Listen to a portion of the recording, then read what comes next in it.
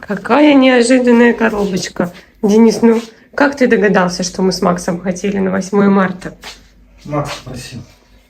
Макс, ну цветы ты явно ему купил. Сейчас еще Рос присоединится, мне кажется. Да, Макс помогает. Что, будешь распаковывать? Распакуешь? Давай. Знаешь, что там? Знаешь, да?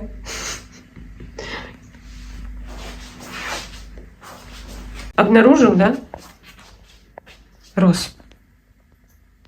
Мне кажется, Рос догадается, как туда залезть.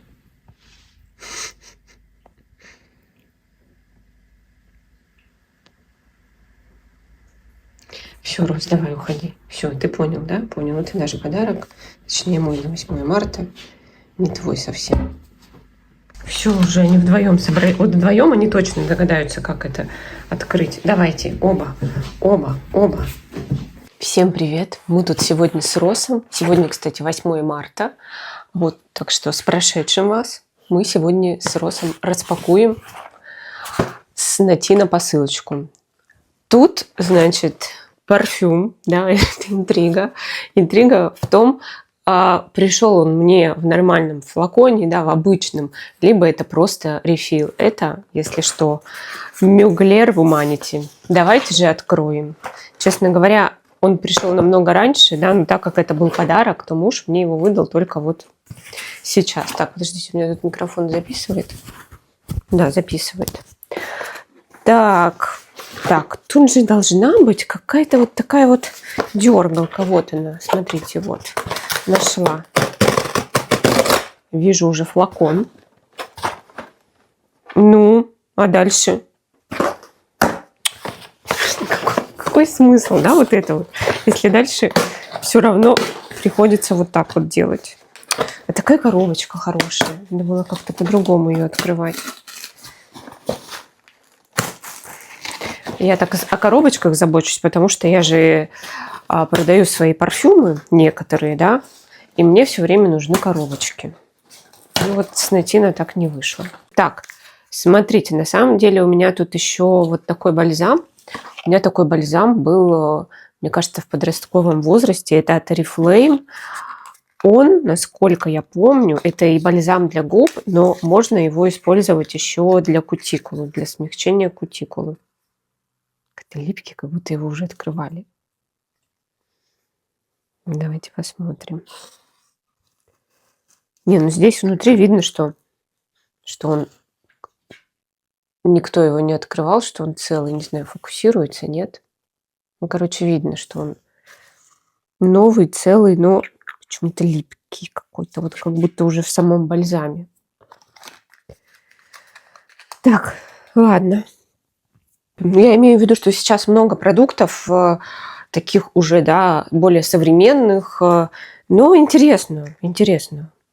Попробуем. Так, ну что ж, давайте. Ну, вот здесь 80 миллилитров. И это уже о том, что все-таки это должен быть нормальный флакон. Насколько я помню, все рефилы идут по 100. Ну, именно у Humanity, те, которые я встречала в продаже. Вообще, конечно, странно. Откуда он появился на Натина? Я знаю, что его сняли. В магазинах вообще его уже нет. Я видела на перепродаже, ну, имею в виду с рук. И потом, ну, точно, вот год-два на Натина его не было. И вот он появился. Это прям флакон. Реально флакон. Да, флакон. Представляете, я в шоке. Честно говоря, я до последнего была уверена, что мне, наверное, все-таки придет рефил. Интересно. Как так? Я не понимаю. Ладно, давайте я его на себя нанесу. Да? Но, вы знаете, я думаю, что все-таки подделывать такой неходовой аромат как-то глупо. Обычно... я его узнаю. В Humanity наш. Обычно подделывают ароматы какие-то очень ходовые, популярные, какие-то, которые в тренде, да, потому что, ну, смысл делать, заморачиваться с таким сложным флаконом, да, довольно сложный флакон, он Все, кот убежал. Он хорошо, качественно выполнен. И, ну, вы представляете, да, потратить столько денег, такой увесистый он, и на то, чтобы выпустить, не знаю, такой ограниченный какой-то тираж, ну, это просто нерентабельно, да, это смысла в этом никакого нет. Поэтому часто, ну, вот я не боюсь брать какую-то супер, какую-то редкую нишу, да, в том смысле, что не боюсь на подделку нарваться, потому что ее никто не будет подделывать, ее нерентабельно подделывать, особенно если учесть, что надо сделать хороший флакон, да, какой-то интересный, ну, у ниши я имею в виду, ну, и этот тоже, да, посмотрите какой. Да нет, аромат вообще просто... Вот я последние дни ходила в сэмпле, но аромат такой же. Ну, я удивлена. Я удивлена, о чем у нас этот аромат. Я, кстати, стала вот сейчас в холод чувствовать здесь такую соленую ноту. Я ее раньше вообще не ощущала, вот она появилась. Причем чем холодней, тем она становится неприятнее, к сожалению. Я думаю, что этот аромат на теплое время, не знаю, как на жару, но вот прям хотя бы, что было градусов, наверное, 20-25. Прям это хорошо. Потому что вот у нас было вчера прохладно, и он прям как будто стал, ну реально, он не отдает рыбы. Нет, этого я не чувствую. Ну какой-то вот аромат такой солено-кислый, какой-то странный для парфюмерии. Ну, кстати, вот сейчас его не так чувствую. Ну, тут тепло я нагрела. Какая-то даже как будто бы нота замши, инжир, вот это его мякоть, кожурка инжира, она хоть тоненькая, но она все равно такая терпкая немножечко, лист инжира чувствуется. И вот эта нота, да, которая, ну, как икра заявлена, я ее больше чувствую, как будто какая-то кожаная, что ли, нота. И вот в тепло открывается еще как будто бы такая что-то косметическое. Не пудра, но может быть крем какой-то для тела с ароматом инжира. Красиво, красиво. Да, вот сейчас я не чувствую эту неприятную ноту. Ой, ну вот, друзья, в общем, распаковали. Я очень-очень довольна. Вот, значит, мой аромат 8 марта. И вчера я смешала его с маск-терапием от Initio. И это так красиво звучит. Маск-терапии, он придает прям такую чистоту аромату, добавляет ему вот это вот ощущение косметики, пудровости, и это ему очень-очень идет, очень. И даже вот вчера в холоде я чувствовала вот эту ноту странную, солено-кислую, но Initio маск-терапи, он как будто бы ее приглушал, стабилизировал, сбалансировал, и уже не так это звучало. Короче, я довольна.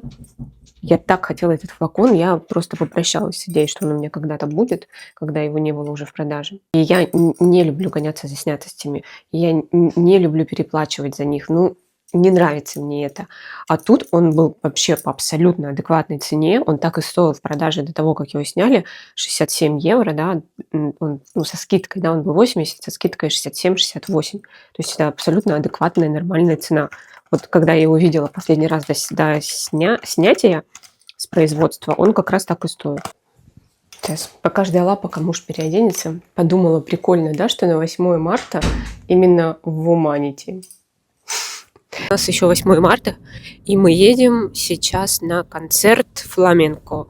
Мы живем уже в Испании 4 года, да, чуть уже даже больше. Мы путешествовали раньше в Испанию, но мы ни разу не были на фламенко. И если вы не Марлен, то я не уверена, чтобы мы туда еще попали в ближайшее время. Шутишь? Денис спрашивает, кто такая Марлен? Ну, Марлен, которая моя одноклассница, с которой мы, хотела сказать, репетируем испанский, практикуем испанский. Мы встречаемся с ней. Нет, Марлен.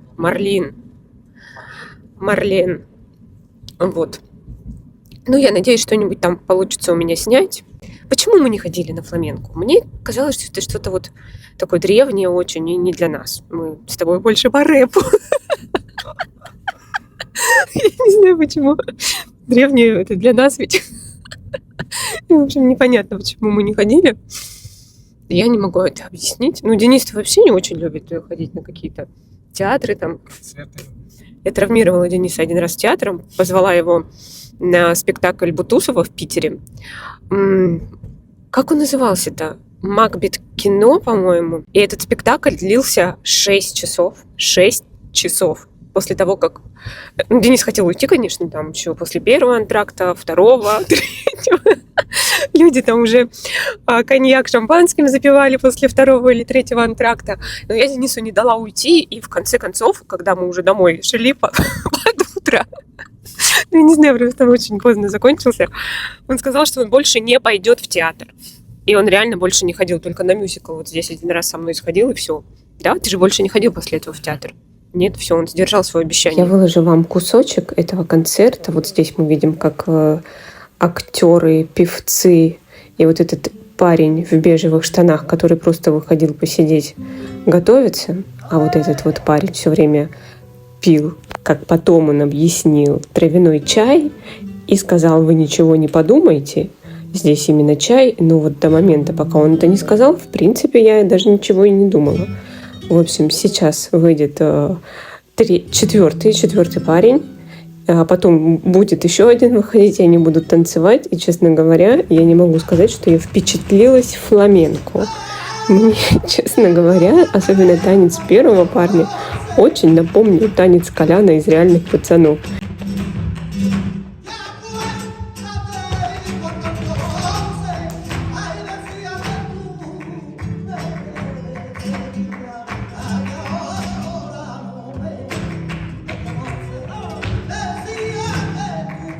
Я вообще ожидала другого. Во-первых, мы ожидали, что будут танцевать еще женщины. Здесь никаких женщин. 8 марта все-таки, видимо, все женщины отдыхали, либо ушли на митинг. Здесь в Испании проходят митинги 8 марта. Это больше политический праздник. Макс, куда едешь? Куда едешь? На верхней полке. Куда ты едешь? Зайчик, скажи.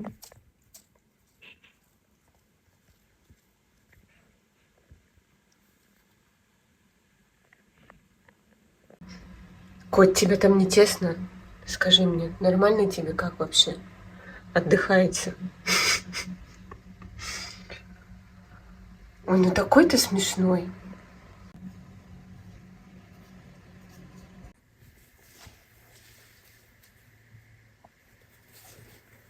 Ну, как ты теперь вылезешь? Господи. Ну. Да. Ой, Господи.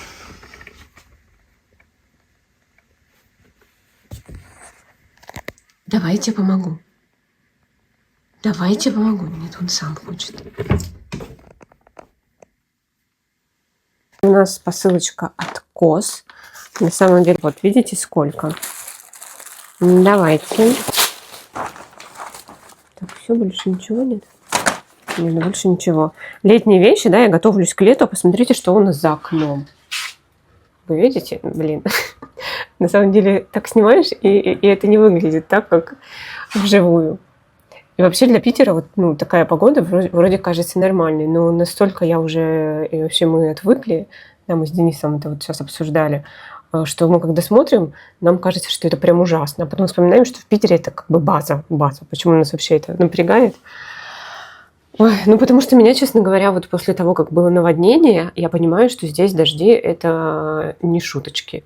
Это правда может привести к серьезным последствиям, поэтому меня вот прям уже эта картинка напрягает. Ладно, давайте вернемся к нашей распаковке. Так, здесь вот три вещи одинаковые. Ничего себе, какая я молодец. И 2 других.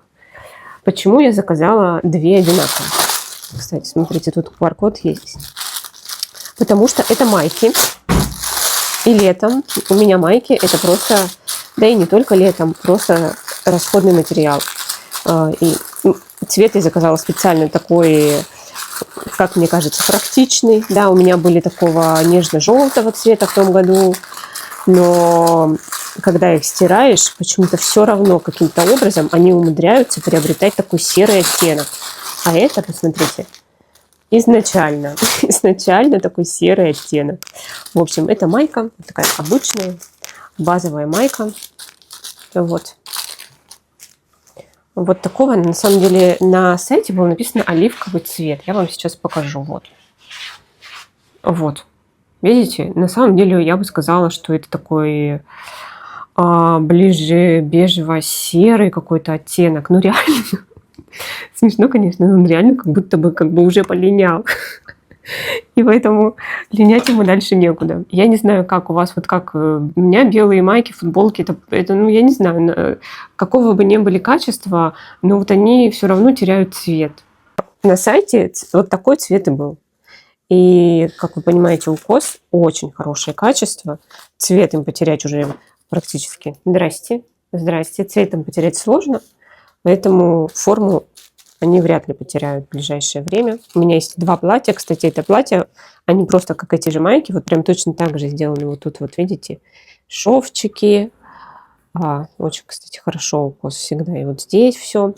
Вот точно такое же, просто оно длинное. Очень хорошего качества. Так, и что я вам могу сказать? Это у меня размер S. И вот его цена 19 евро без скидки. Со скидкой я купила за 8 евро. Поэтому я и схватила 3 майки. Вот, на тебе, на. Посмотри, что это. Потом, значит, захотелось мне красную футболку.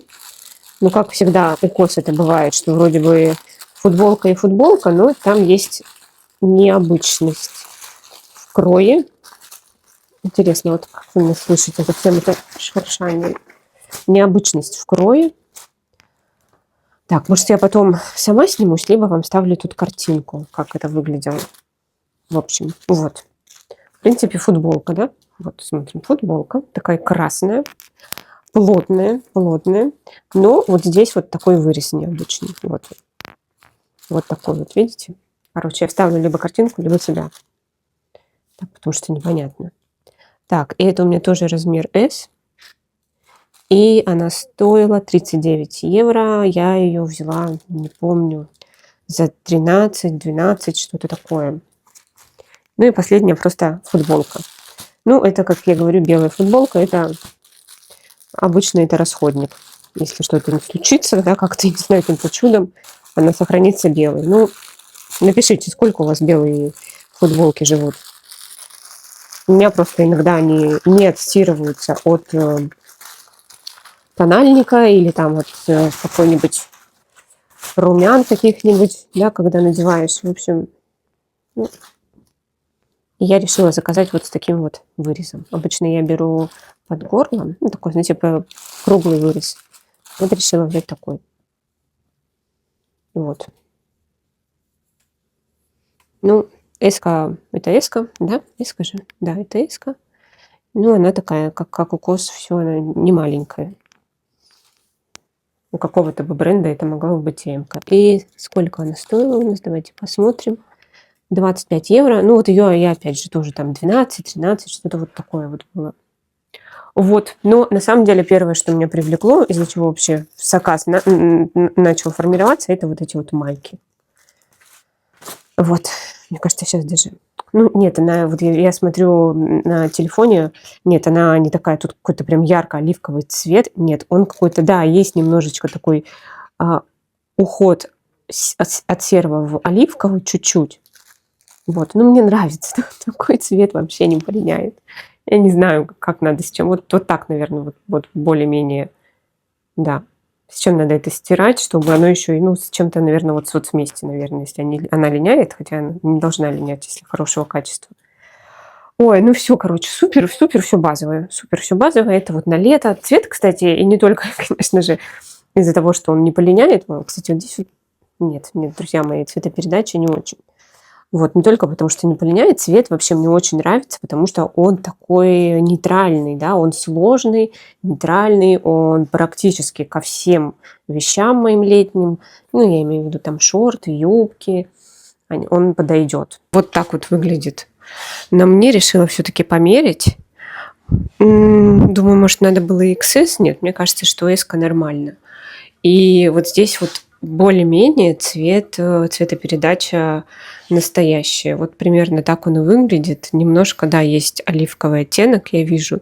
И мне очень нравится, как он смотрится. Да, вот даже сейчас, когда у меня вообще нет никакого загара, ноль загара, выглядит хорошо, да, не делает какой-то бледной кожу. Наоборот, даже как-то как будто бы делает ее более живой и более загорелой, чем она есть на самом деле. Мне нравится. И я думала на самом деле, что вот этот вырез, он поменьше, а мне нравится, что он именно вот такой вот. Блин, очень хорошо. И так свободно. То есть я же думаю все про лето сейчас. Она прям так как-то дает дышать. Она не облегает, она какая-то вообще невесомая. Единственное, что когда я смотрю, конечно же, на этот белый цвет, я понимаю, что мы ненадолго с ним. Я не знаю, напишите, мне есть какой-то секрет, как стирать одежду. Я не знаю почему, но у меня все время теряет белый цвет. Не знаю, когда сохнет на улице, на солнце и не на солнце. Хотя тут все время почти на солнце. Ну, вот все время теряет. Эта штука какая-то странная оказалась. Я в ней выгляжу как тумбочка. Как чехол от чего-то. Я не понимаю, что это такое. Вот это, видите, такое смешное.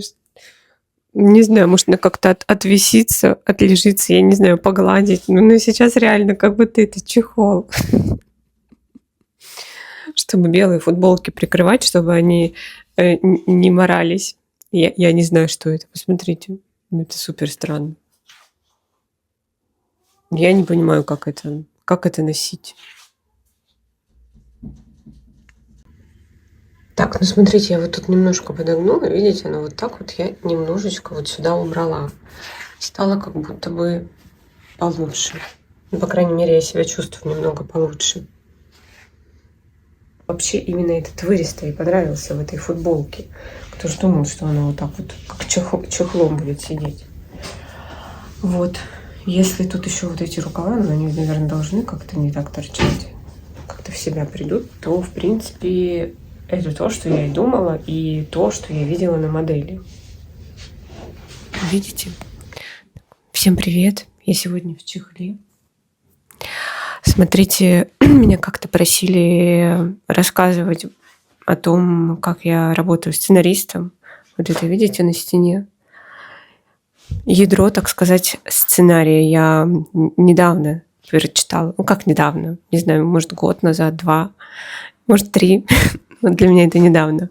Прочитала книгу, которая называется «Визуальное мышление», о том, что очень помогает визуализировать, вот именно вынести на куда-то вот так вот, да, стикерами, еще как-то, рисунками, как общие цели команды, да, например, чтобы все представляли точно, да, о чем говорят, потому что иногда слова в голове имеют немного другое определение, да, у каждого человека, поэтому лучше даже, ну, там советуют прям в картинках, да, либо чтобы видеть какие-то логические связи, нехватки, да, между звеньями событий или там, в моем случае просто это события и люди в сценарии, вот прямо видеть визуально, и это правда работает. Вот честно, я прямо чувствую, когда смотрю на этот кружочек, я чувствую, как их расположить, и потом понимаю, что, например, да, здесь какое-то вот у меня пустое пятно. Пустое пятно означает, что не хватает силы в этом событии, что оно не связывает людей, оно не слишком сильное, оно не поворачивает историю. В общем, это реально мне помогает, если честно. Ну и, конечно, вот у меня тут всякие записи мои, записи, перезаписи. Вот такой вот у меня творческий беспорядок. Наверное, не знаю, может, вы представляете, что сценаристы работают за столом, и, возможно, какие-то и работают, но вот мне вот так вот удобно. Вся комната, никого нет, видите, котов нет, никого нет. Вся комната в моем распоряжении, и прям как будто мое пространство. Мне вообще нужна, на самом деле, очень сильно тишина. когда у меня уже есть идея, когда мне надо уже просто писать именно сценарий, там действия всякие, то мне нужна именно тишина. Так, друзья мои, ну и, конечно же, мой аромат вдохновения. Мне кажется, что это стало уже для меня каким-то ритуалом. Это Идиль от Герлен, и он мне помогает войти в нужный режим такой концентрации, спокойствия, вдохновения одновременно. То есть и энергия, вот, знаете, часто энергия, она, когда появляется, хочется куда-то бежать, что-то делать, какое-то движение, а тут именно нужна энергия, которая вся будет, по сути, сосредоточена внутри, в концентрации такой больше внутренней, да. Это очень, очень сложный процесс, сложная такая энергия, которая позволяет, с одной стороны, она дает силы, да, она как будто так проясняет сознание. Вот, ну, понимаете, да, это ощущение такое вот именно внутреннее такое движение. Вот, Идиль от Герлен для меня в этом случае просто идеально. Возможно, когда-то он так сработал, и у меня заикарился. У меня просто один раз была такая ситуация, когда мне надо было вести урок, да, у меня был такой небольшой курс для одаренных подростков, и там больше ввод в творческую профессию, да, мы там все немножко затронули, и актерское, и сценарное, и режиссуру. И я помню, что я туда пришла, это был конец дня, и я была такая уставшая, и на мне был этот аромат. Причем я его тестила, еще тогда не купила, просто нанесла на себя в магазине, и я помню, как он мне в какой-то момент шлифанул, и прям вот такое вот вдохновение, да, прям вот внутри поднялась энергия, вот. И, наверное, просто заикарился он теперь у меня. И я недавно тут читала статью, почему я прям получаю удовольствие, когда уже вот в процессе работы над сценарием, но мне очень сложно себя заставить, очень сложно начать. Я прям хожу, жду, когда вот у меня, не знаю, какое-то наступит состояние, когда у меня вот появится вот эта вот внутренняя, да, вот концентрация, энергия такая, да, а то у меня голова болит, то я не выспалась, а сроки поджимают. И я прочитала статью, что нужно создать себе, да, ритуал какой-то, который тебя будет в это состояние быстрее погружать. Потому что ждать его можно на самом деле бесконечно, потому что прокрастинация, она очень сильная вещь, она всегда будет с тобой, она никуда не денется, и она так просто не сдается. Поэтому очень помогает иметь вот свои какие-то собственные ритуалы, которые тебя настроят. Вдохновение тоже вообще в этом смысле, на самом деле, оно приходит во время работы, когда ты начинаешь, когда у тебя появляется вот это вот, получается, когда какой-то, то, что называют инсайт, в смысле, когда ты долго думаешь, ничего не получается, и потом как раз оно все сложилось в один момент, и вот появляется эта вот энергия и вдохновение, но она появляется в процессе. Ее можно ходить долго, ждать, долго где-то искать, но как бы надо приступить, и она появится. Поэтому творческие профессии на самом деле не настолько зависят от вдохновения, как кажется. Очень от вдохновения зависит идея.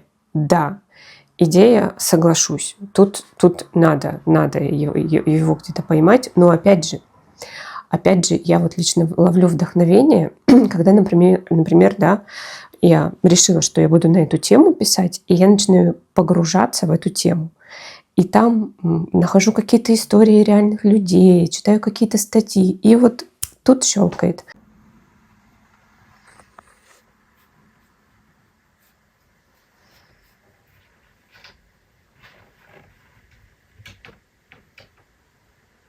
Нету ее там.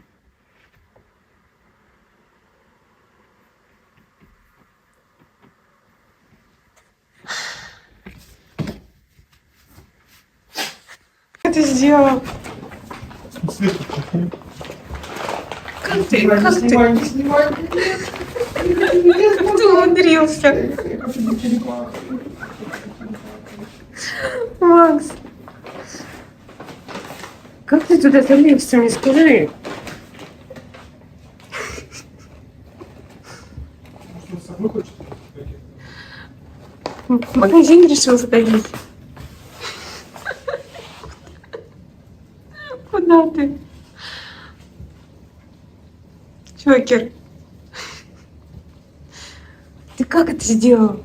Ну как вот надо туда бошку? Не-не-не-не-не-не-не-не.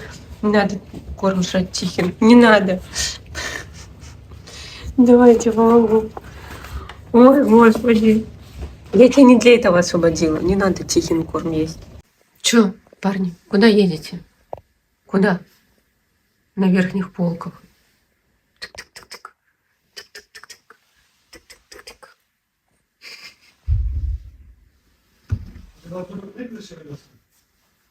Такой смешной ты. Ничего. Все занято там, Макс. Видите, у нас уже тут не хватает места. Там Рос. Там тихо. Ну все, тебе в этом шкафу нет места. Все, Максим, прости. У меня, смотрите, тут уже появились еще стикеры других цветов. И тут, видите, уже они, так сказать, размножаются. А те у меня все стали отваливаться, я их вот на зеркало все, видите, прицепила. Вот. И тут еще, в общем, у меня вокруг меня какие-то кусочки сценария окружают. Вот так вот. Так вот выглядит моя работа над сценарием. Ну, естественно, тут, видите, такие черновики. Вообще вот, ну, просто, то есть только я могу в этих шифрах разобраться. Вот потом я их куда-то там перемещаю, что-то записываю, меняю. В общем, я раньше так не делала, но вот с тех пор, как начала использовать такую визуализацию, правда, намного как-то это легче, что ли, более структурировано. Поэтому всем рекомендую, если вам надо сделать, допустим, у вас есть идеи, вам надо принять решение, да, идея обычно состоит из множества мыслей, да, и решения, то вы просто все выписываете, все свои мысли. И когда вы их все вот так вот видите, да, вы понимаете, там чего-то не хватает, что-то тут лишнее в этой цепочке. В голове все равно этот поток сознания, когда идет, мы выхватываем какие-то кусочки. А это вот просто визуализация ваших мыслей, идей и так далее. Еще одна посылочка ко мне пришла здесь. Это магазин Друни, магазин косметики, парфюмерии. Сейчас мы с вами откроем. Если честно, все началось с заказа помады, которую я вам уже показывала, которая у меня уже есть одна, но я так понимаю, что она вообще снята с производства, и поэтому я решила себе заказать еще одну. Про запас она мне очень-очень понравилась. Сейчас покажу вам. Была вот такая штучка, видите, типа ее дернуть, вот, и все должно открываться, но ее заклеили. Ага. Угу. Так. Ну, я, конечно же, не только эту помаду заказала.